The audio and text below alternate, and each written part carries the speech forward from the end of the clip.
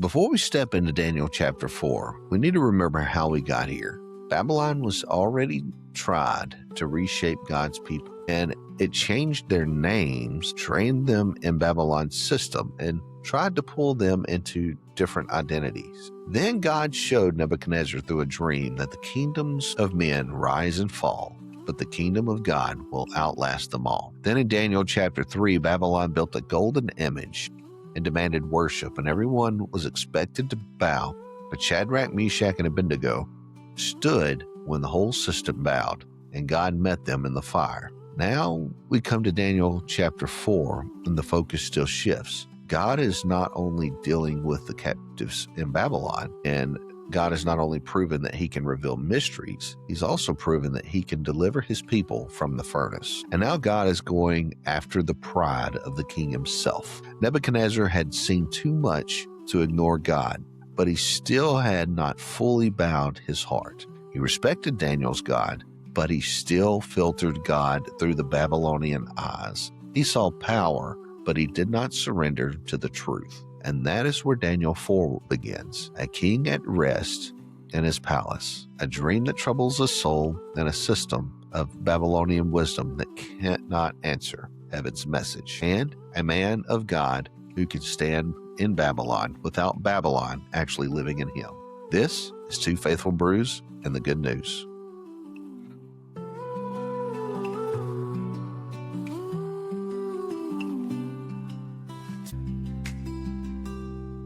Two faithful brews and the good news. Join the ride with open hearts. Together we'll discover God's word and where it starts. Dive into the pages, lessons old and new. Every sip of wisdom brings light to the view. Welcome back to Two Faithful Brews and the Good News. I'm Paul Purifoy, and I'm sitting here with Uncle Royce. And today, before we move into Daniel chapter 4, which was our goal, before we can do that, and get into the dream of the great tree, we need to remember the background that brought us here. So Daniel has not just been showing us stories about exile. He has been showing us a confrontation between Babylon's system and God's kingdom. In Daniel chapter 1, Babylon tried to rename God. It tried to reshape their identity, retrain their thinking, and absorb them into its system. But Daniel shows us that you can live in Babylon without letting Babylon ever live in your spirit. And then in Daniel chapter 2, Nebuchadnezzar had a dream no wise man could interpret.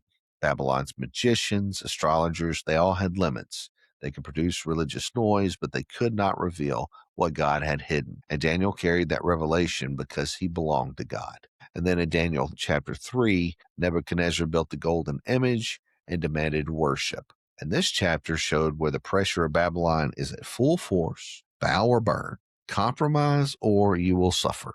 But Shadrach, Meshach, and Abednego, they would not bow, and God met them in the fire. So by the time we reached Daniel chapter 4, Nebuchadnezzar had already seen the God of Daniel reveal mysteries, and he had already seen God deliver worshipers from the furnace. He has already seen that Babylon's gods and Babylon's wisdom cannot compete with the Most High.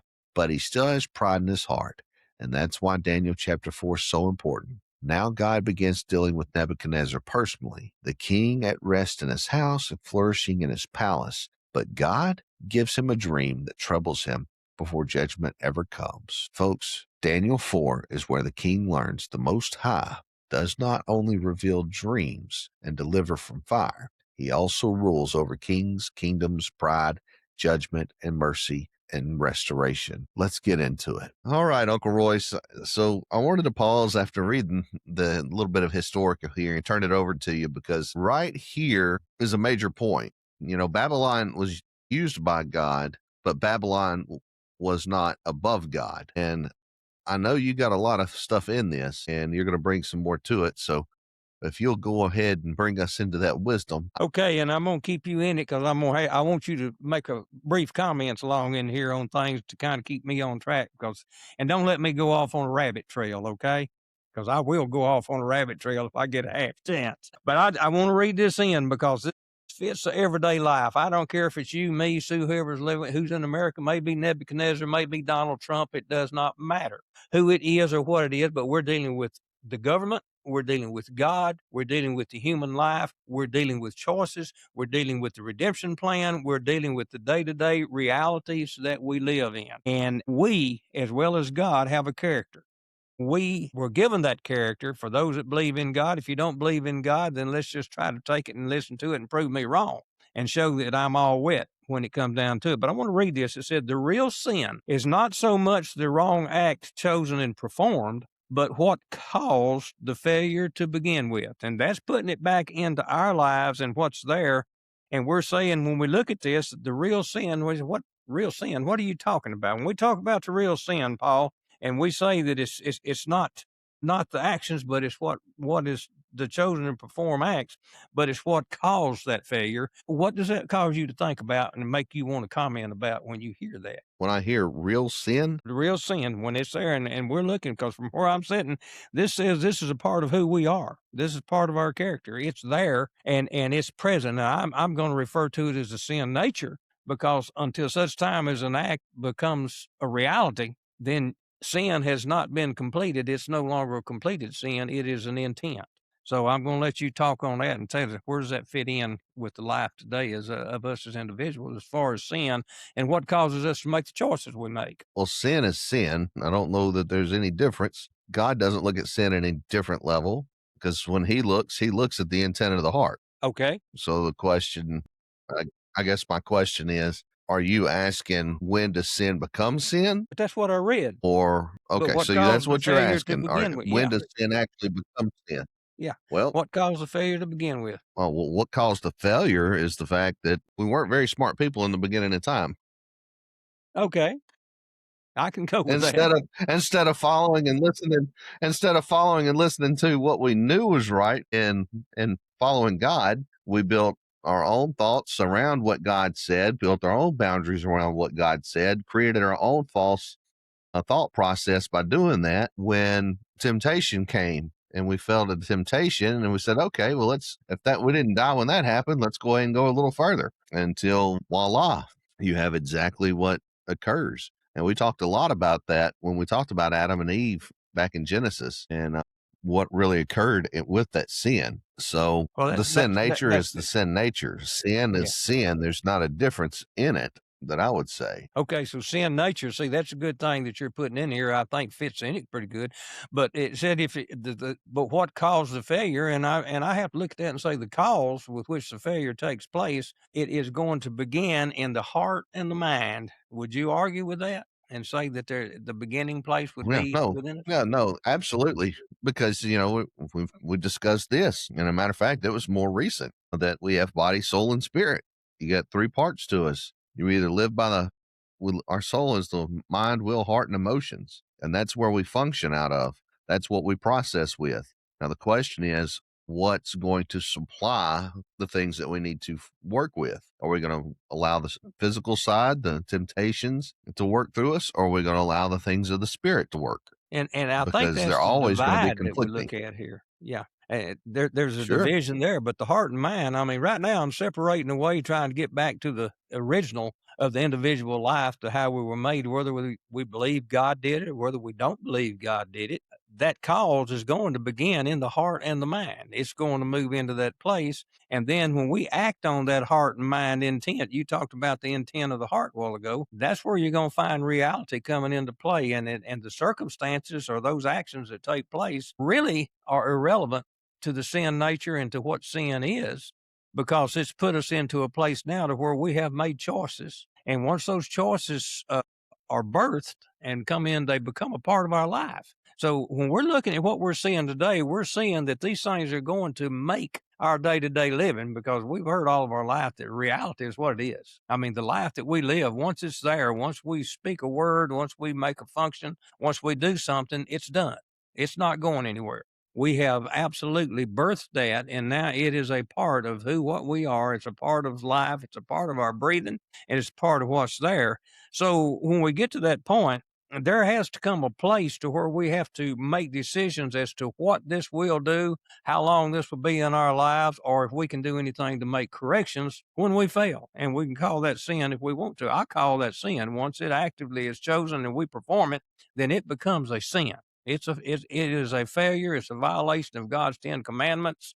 And I don't care whether we believe in God or whether we don't believe in God, that becomes a part of what we are. And that's where Nebuchadnezzar's sitting. I mean, I go back and I do that because God told him on the 70 years of captivity, he disbanded on him.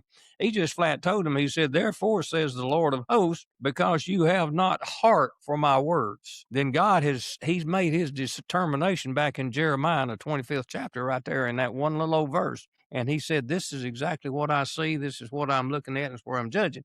So now we go forward to Daniel and we take a look at where he was at and where he was there. And this is a question that I asked Brenda in our Sunday school class in chapter 3 of Daniel. When he come up, the Hebrew children did not follow the decree. They did what they wanted to do. They rejected what they were told to do. The reason why we can look at as we go forward. But for whatever reason, they were determined, just like Daniel was, that this is what I will do. This is what God has shown me. This is what I believe his character to be. I want that to be mine. Therefore, there's things I can do. There's things I can't do. One of them was have no other gods before me. Do not put idols in those places. And they make their decision based on that. And that's kind of what I see here. But they refuse to bow their knee and to worship that huge monstrosity of an idol that Nebuchadnezzar put up back when you were talking about in the second chapter a while ago, when he built that just before he moved Adam and Eve, that image of gold, and he promoted them after what was here on what's there with Daniel, and put Daniel in a position. But with them, when they refused, the people that had set them up brought them before him, Paul, Nebuchadnezzar, in the place. And the reason I'm going back here is because I want to show the heart and mind with which Nebuchadnezzar is setting, because this says something about his character and who he is. But he in that 15th verse, he goes down, he said, now, if you be ready, that at what time you hear the sound of the cornet, flute, harp, sacred, psaltery, and dulcimer, and all kinds of music, you fall down and worship the image which I have made. That's well. But if you worship not, you shall be cast the same hour into the midst of a burning fiery furnace. So we've got a king that's making a decision and making a determination and placing a choice with these three. We're the same way today. There's a lot of things come into our lives, on our jobs, wherever we are. We've got people that toss stuff at us and we get choices. We can make good choices. We can make bad choices. We can reject those choices. But when we say no to anything, Paul, I think you'll agree with this. When we say no to something, we'd better get prepared for the reaction and the consequence that's coming, because we've just said no to something that somebody somewhere has decreed. And if we're not listening to it and following it, then we're in a place. But now he did all that. And he said, when he done it, and he said, now, if you worship, that's fine. But he said, at the same hour, into the midst of a burning furnace is where I'm going to throw you. And then he ask a question, and he said, and who is that God who shall deliver you out of my hands? Now, that gives food for thought. When we're talking about a king that has absolute power. He has absolute authority. He has everything in the world going, and he knows that once he makes a statement, once he says something for what it is, that becomes an absolute. He spoke it into existence. Now, you can call it a sin or not a sin. I can call it a sin. You can call it anything we want to. But once it happens, once that takes place, then that sin is there, it's there. And this is going to be attributed to Nebuchadnezzar because he's the one that makes this statement, but he puts himself into a place of authority, Paul, and power. Would you agree with that statement? He come against God and he laid a challenge out. So today we get some of the same kind of stuff. We get identically. There's not a day that goes by that we don't have to reach out and make a determination and a choice, and we can say yes or no to whatever. We can do it or not do it, whatever.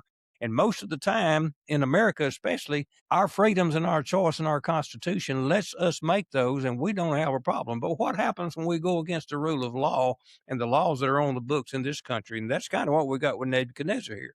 Just about the same thing. So we're looking at a situation, and he's told them that you can do this or you cannot do it, but you have an option. You don't want to go in that furnace, you better do what I say. If you want to be delivered from that furnace, you better. He said, but once I throw you in there, you need to show me who it is that's got more power and authority than me, that they can take you out of my hands. We have the same problem today. A lot of the time, we don't have people with enough authority to tell us yes or no. Up until recently, it's beginning to look like maybe we do have some folks this day and time that's going to take every freedom and right we've got and move us away from it. This is why you find a lot of things happening in our world today. But with these three, and what's there, I like what they said, and I don't know how well we do this day and time, but as we went on, Shadrach, Meshach, and Abednego answered and said to the king, O Nebuchadnezzar, we are not careful to answer you in this matter. So we're looking at a situation. I told you it's going to take a while to do this. We're looking at that situation, and they made a determination. They said, if it be so, our God whom we serve is able to deliver us from the burning fiery furnace, and he will deliver us out of your hand, O king. So they now have answered his challenge verbally and from a point of belief, but also theirs is a statement of fact. And I think in this, I think I can see where faith is a part of it, and it touches and moves. But then they went on, they said something else. But if not, in other words, we're back to that first chapter of Genesis where it said you either believe that God is God and creator or you don't. But if you believe it, then you're going to stand on it regardless. And the consequences that come may very well be what I'm going to get. But he said, if not, be it known unto you, O king, that we will not serve your gods, nor worship the golden image which you have set up. So now, Paul, you want to comment on any of that before we go over and read a little bit further? We're at this place where God's going to do something that's an amazing thing. And it's very interesting to see that we can look in the scriptures and know that there are other things that are unexplainable that happen, especially with what we're seeing in our country and the world today. And as you're moving forth, these guys are remaining faithful to God, that our God will supply, basically is what they're saying. And that's kind of where you're getting to, and you hadn't quite got there yet, but that's kind of where what I have some thoughts in is if we get there, then I'll touch base on that point. Okay. Well, we're going to move in there pretty quick.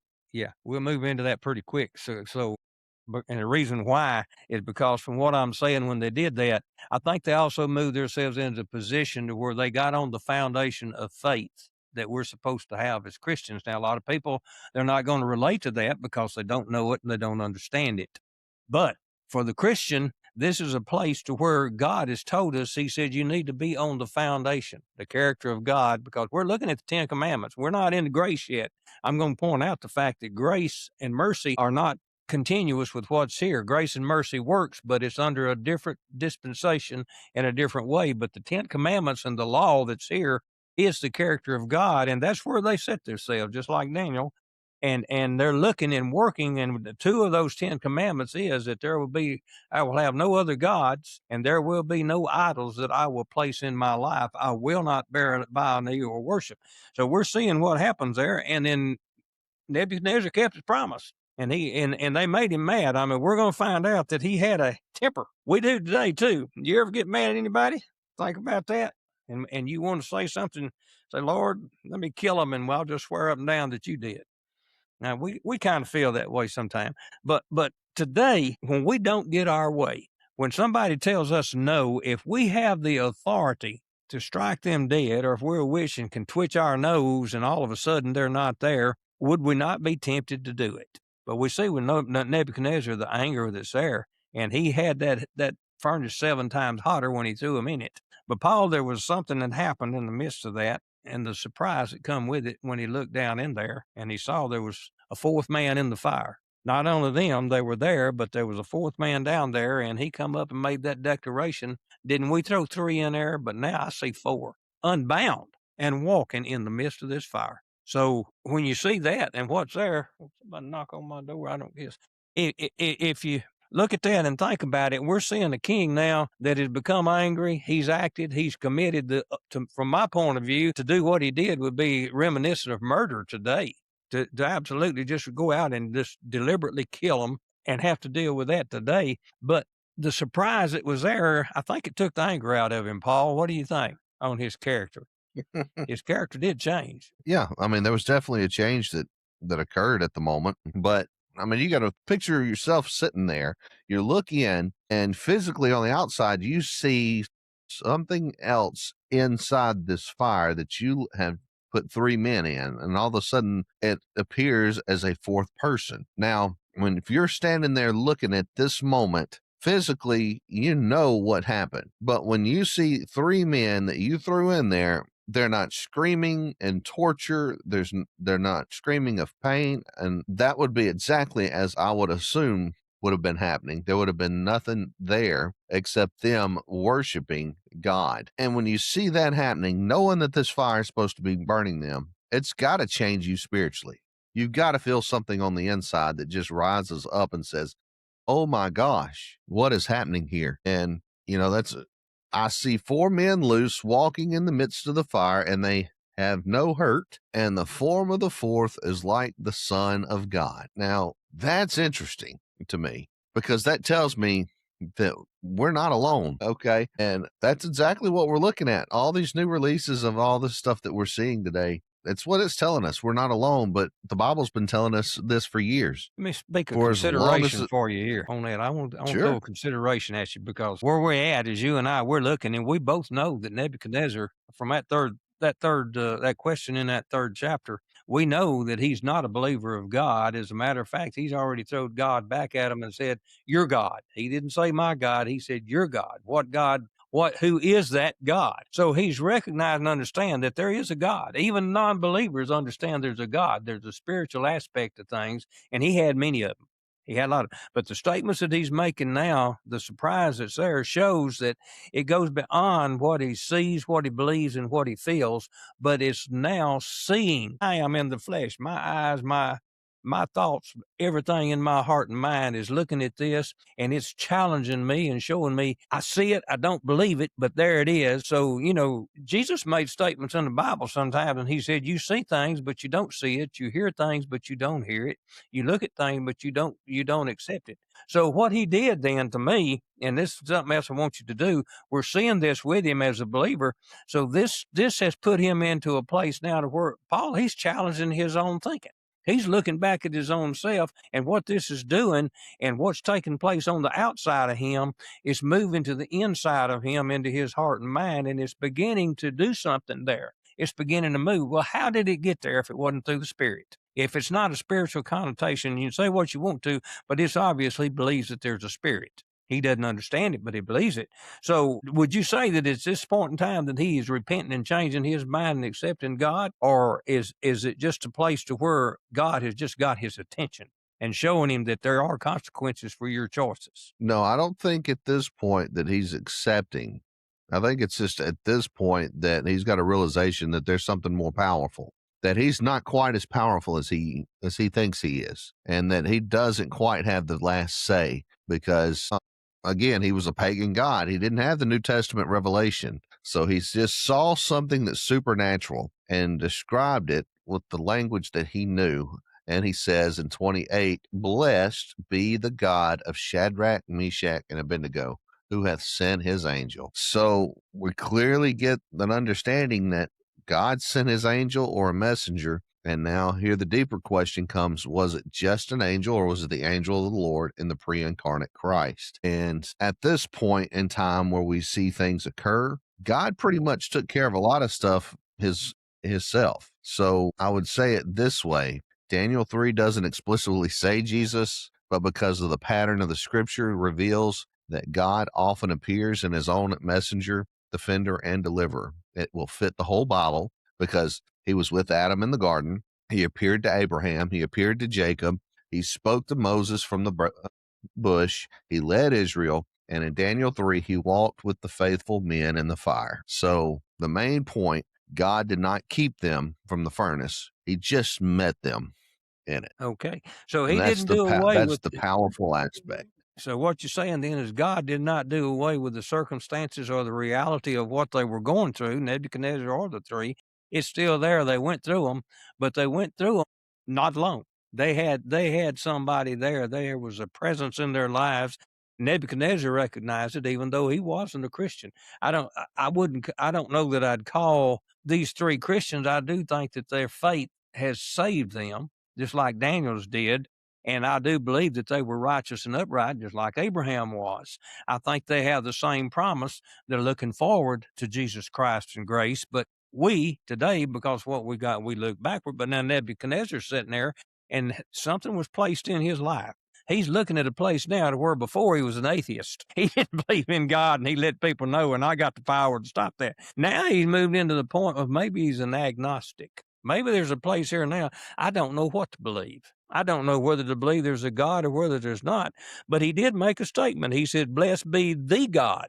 He didn't say my God or our God, but he said the God. In other words, he moved and elevated the God or God of Isaac, Abraham, and all those. He has elevated him now to the place to where he is now the God. And he's talking about a specific God, just like it was on Mars Hill. There was a lot. You remember we talked about that an awful lot.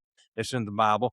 But he's now in a place to where his mind and his heart has been moved to an acceptance that, wait, I'm not denying that there's a God, but I'm saying, yeah, there is a God, not my God, but a God. He does have power and he does have authority. So he's able to Yeah. do some So of he's these things. given the acknowledgement there. Yeah. Sure. He's And he's and absolutely in given looking the at it from acknowledgement. that point of view, we're seeing that he made a determination by it.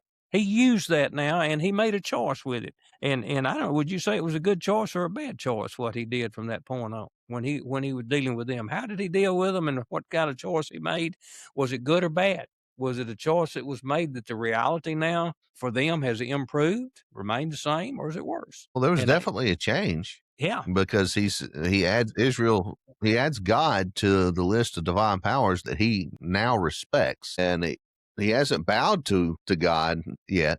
But notice his response. He makes a decree that nobody should speak against their God. That sounds good on the surface, but it still comes from the Babylonian mindset, and that's force, threat, the punishment, control. So he says, whoever speaks against their God will be cut into pieces and their house made a dunghill. And that is not the fruit of a humbled person, somebody who's really been changed or converted. That's still Nebuchadnezzar being Nebuchadnezzar.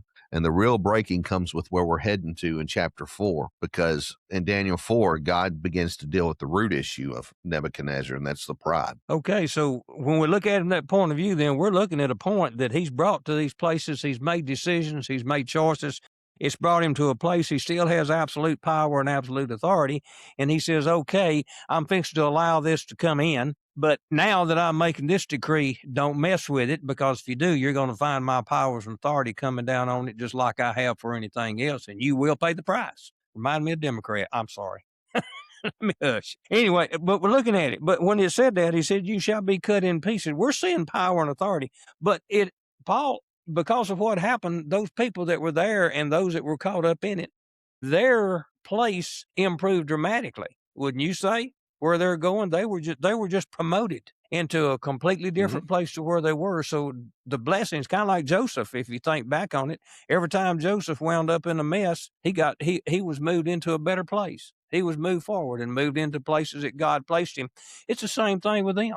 This is where they're at. This is what they got. So as Nebuchadnezzar is working and they're seeing this stuff take place in their life, this is what I look at today. And when I look out at the world and see where we're at and what's going on in this world, I see those powers and demons and darkness and everything that's happening. I see it moving into our lives. We're being, I mean, they ain't nobody threatened to cut us into pieces yet as far as that, because mostly they don't have the power.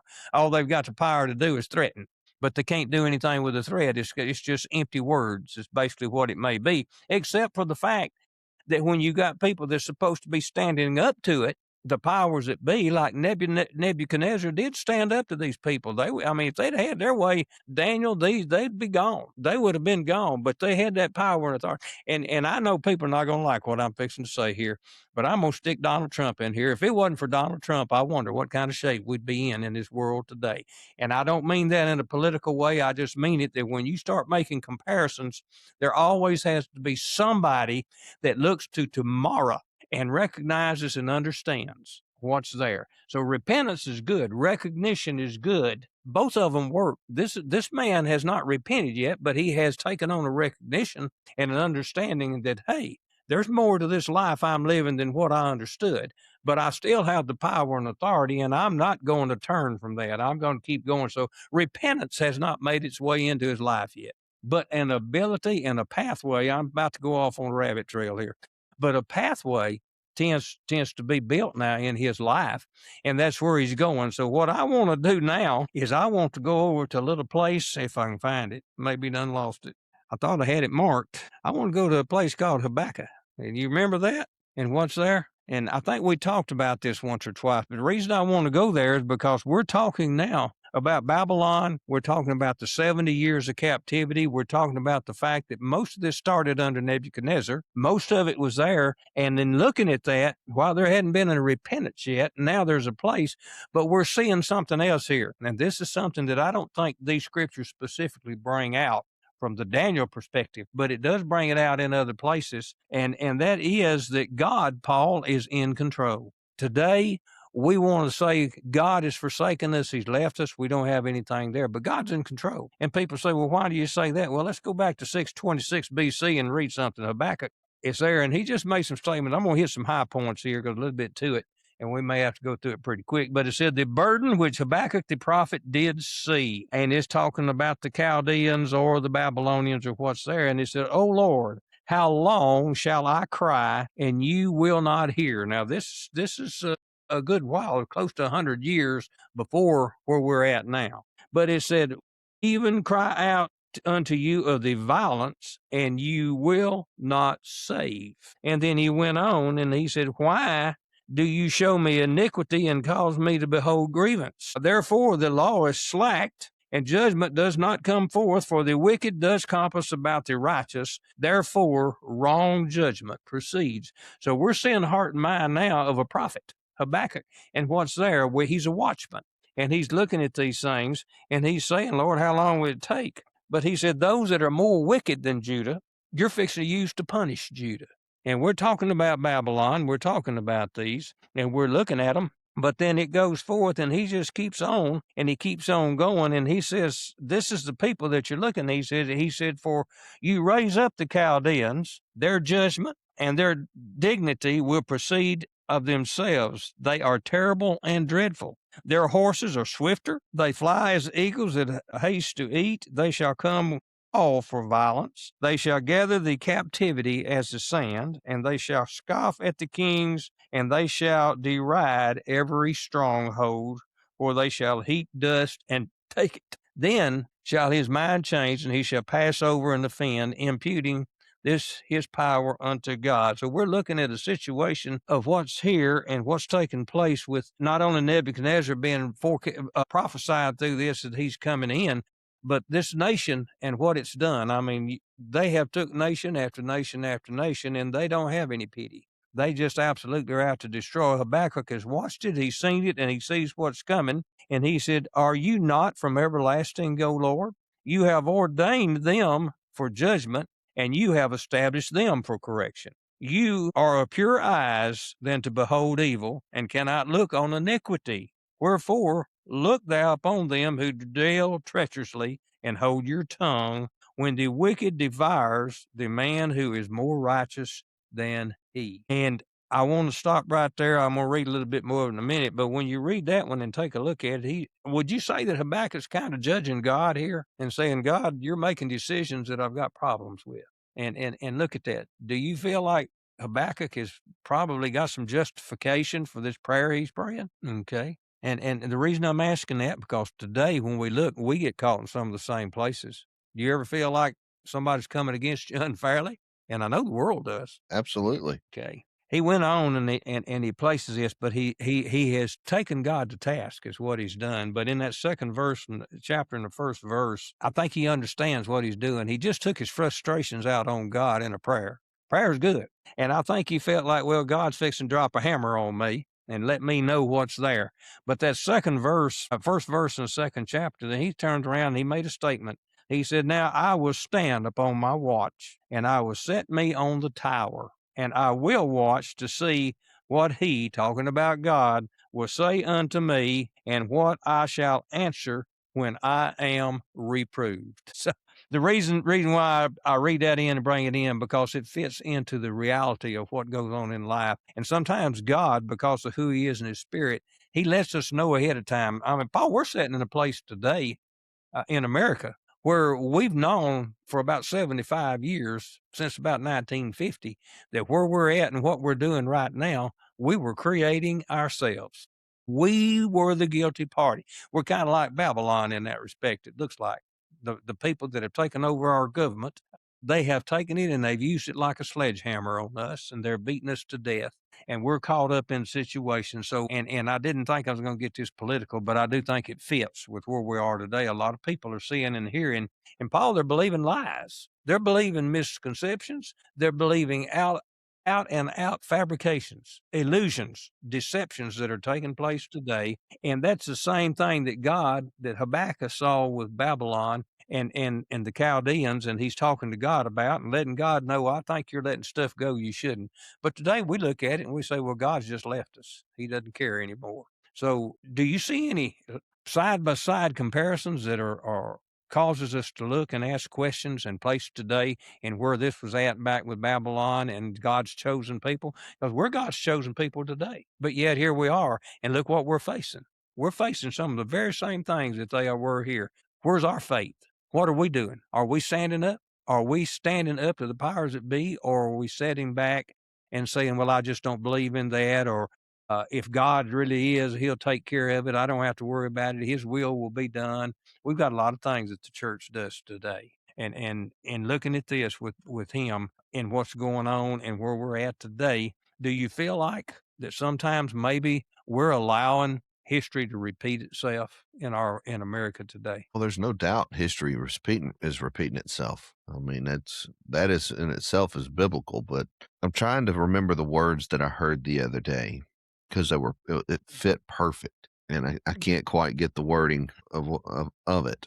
The reason we're seeing things the way they are today in our country and the way it is, the attitudes, the things that we're accepting,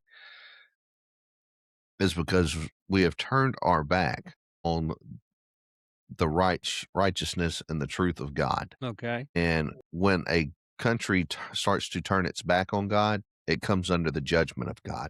Now, I'm going to say that to say this. Yes, we are a Christian nation, but Israel was God's chosen people. Yes. It didn't change the fact that they still didn't do what God said do.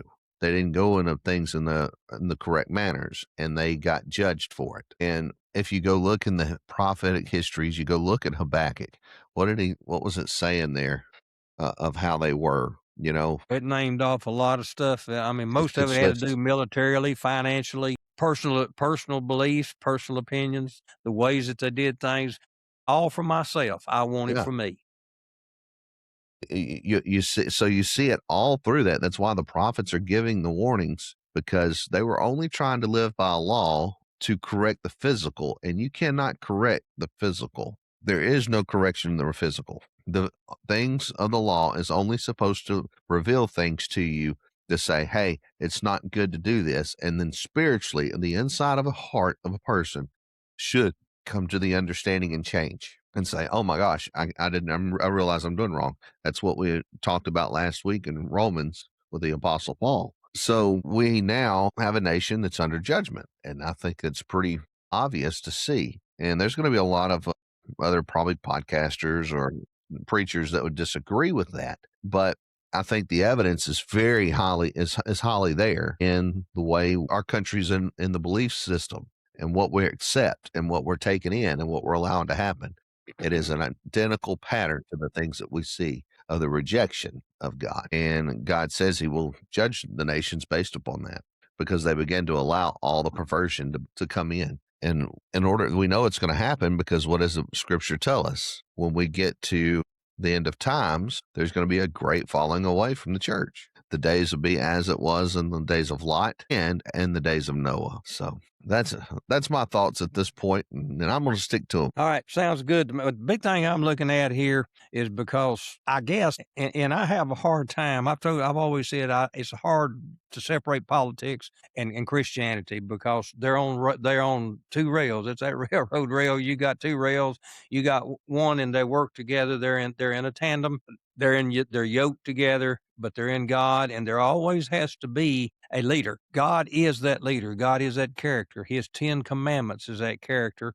And even here, we're still seeing the action of the 10 commandments. But when this goes, we're going down now and we're moving back into a place. And I want to get into this 4th chapter, which is where we're going to start. I want to go ahead and read this because we're looking at Nebuchadnezzar now that has moved from an atheist to an agnostic. And now he's moved into a place to where I do believe he's repented. He has become a believer in God. He's accepted God as his creator, and he's telling a story he should have already told, because if remember, Daniel has already gave the truth of this vision of what's here and what we're sharing with. But this is the way that Nebuchadnezzar starts this, and the process of it. When I first read it, I didn't read it from the fact that this is a looking back from Nebuchadnezzar and a testimony as to what has taken place in his life and what's there. So I want to read these 3 verses, and it says, it's in chapter 4, Daniel chapter 4, starting with the 1st through the 3rd verse. It said, Nebuchadnezzar, the king, unto all people, nations, and languages who dwell in all the earth, peace be multiplied unto you. I thought it good to show the signs and wonders that the high God has wrought towards me. How great are his signs, and how mighty are his wonders. His kingdom is an everlasting kingdom, and his dominion is from generation to generation. And what I read in there, when I look at it, I'm seeing a complete and total heart change from the standpoint of God and Nebuchadnezzar's relationship with God. I'm also seeing something that ain't gone nowhere yet, and I want to talk about that when we get into the next part. But for this point, Nebuchadnezzar's come back, and this is a testimony where he's saying, what I'm about to tell you, this is the truth. This is what happened to me. I should have shared it before, but now I share it in its fullness and tell you why I stand where I do today. And I'm going to let that go there if we're going to shut this out, and we can go back and look at it a little bit later and restructure it. So today we're going to pause right here before we move into the vision itself. Daniel has shown us the progression. Babylon has tried to reshape the identity in chapter 1. Babylon's wisdom failed in chapter 2. Babylon's demanded worship in chapter 3. And now here in chapter 4, God is dealing with the pride of the king. Nebuchadnezzar had seen God reveal mysteries, deliver the fire from the fire, but seeing God's power is not the same as actually having to surrender to his rule. And that is where we need to examine our own hearts. Are we just respecting God from a distance, or are we truly bowing before him? God disturbed Nebuchadnezzar's rest with a dream, and that dream was mercy before judgment. Sometimes God will trouble our spirit, not to destroy us, but to wake us up before pride takes us too far. So let's stay humble. Let's weigh what we hear. Let's know the voice of the shepherd for ourselves. And let's remember this: we can live in Babylon without letting Babylon live in us. Next time we'll step into the dream, the tree, the watcher, and the decree from heaven in the verses 1, starting in verse 1. I'm Paul Purifoy with Uncle Royce, and this is Two Faithful Brews and the Good News. Please like, share, and subscribe. And you can also visit the website at Two Faithful Brews and the Good News.riverside.com. All the best, and God bless.